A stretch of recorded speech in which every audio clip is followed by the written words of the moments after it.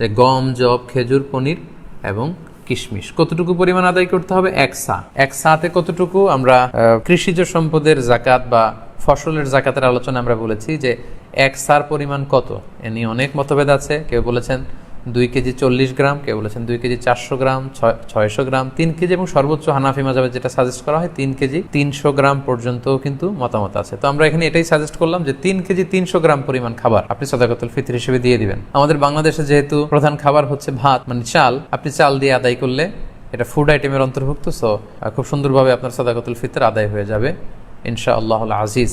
এক সা পরিমাণ চাল। সা হিসেব করবেন কিভাবে? এক সাতে হয় 4 মুদ। রিপিট, আমি আবারও বলছি, 4 মুদে হয় এক সা। এখন এক মুদ কত? আপনার 2টা হাত এরকম মোনাজাতের মতো করে, একজন প্রাপ্তবয়স্ক মানুষের প্রমাণ সাইজের 2টি হাত এরকম মোনাজাতের মতো করে, এই হাতে যতটুকু চাল ধরবে একবারে 2 হাতে চাল নিলে যতটুকু এখানে ধরবে বা আটবে সেটা হচ্ছে এক মুদ। এরকম 4 বারে যদি আপনি দেন তাহলে হয়ে গেল এক সা। আপনার নিজ হাত দিয়ে এরকম 4 বারে হিসেব করেও আপনি করতে পারেন, অথবা হানাফি মাযহাবের যে প্রেসক্রাইব করা হয়েছে 3 কেজি 300 গ্রাম, সেই হিসাবেও আপনি 3 কেজি 300 গ্রাম চাল দিলে আদায় হয়ে যাবে ইনশাআল্লাহ আজিজ।